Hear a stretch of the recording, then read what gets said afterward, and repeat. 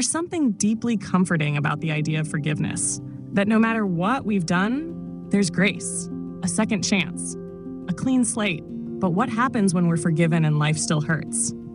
What do we do when we say sorry, mean it from the depths of our soul, but the pain remains?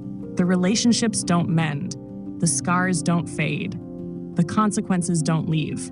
It almost feels unfair, doesn't it? If I'm truly forgiven, why does it still feel like I'm being punished? Let's talk about that. Imagine a man named James. James made a mistake. He cheated on someone he loved.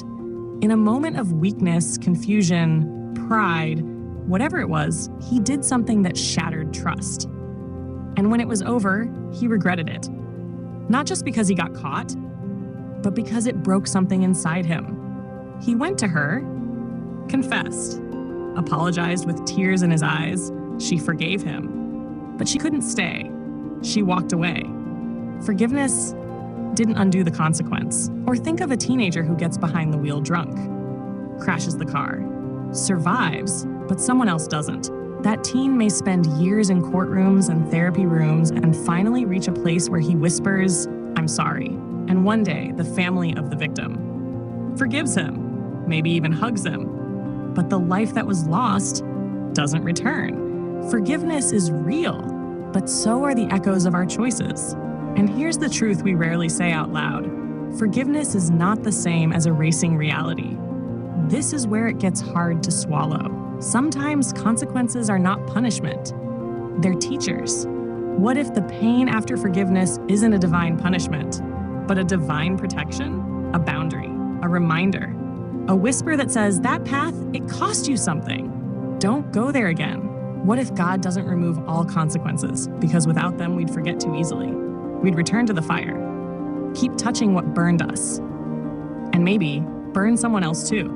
We ask, if God forgives me, why does this still hurt? But maybe the deeper question is, what is this pain trying to teach me now that I've been forgiven? Because pain doesn't always mean condemnation. Sometimes it's what helps grow our soul. Think of it like this. A child touches a hot stove. The parent rushes in, forgives, embraces, even cries with the child. But the burn still blisters. The forgiveness came instantly, but the healing takes time. And the scar? It might stay forever. Not to shame the child, but to remind them, you are loved even when you fail.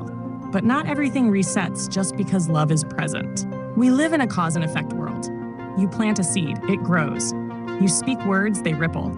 You break something, it takes time to mend. Forgiveness may lift the weight from your soul, but it doesn't always lift the ripple effects from your life. And maybe it's not supposed to.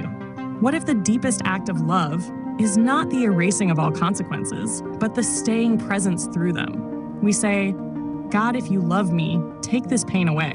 But sometimes he answers, I love you too much to let this lesson go wasted. You're not still paying for what you did. You're walking through the unfolding of it, and God walks with you. Think of the stories that move us most. They aren't tales where everything is magically fixed. They're stories where someone makes a mistake and still becomes someone better. Stories where scars are part of the beauty. So maybe we need to stop seeing consequences as curses and start seeing them as the soil where new wisdom grows. So the next time you ask, if I'm forgiven, why am I still hurting? Ask also, what kind of person is this pain helping me become? Because maybe forgiveness isn't about erasing what happened, but redeeming what's still possible. And here's the question I leave with you. Would you still choose forgiveness if it didn't remove the pain, but instead helped you become someone who would never cause that pain again? Let me know what you think in the comments. I'm listening.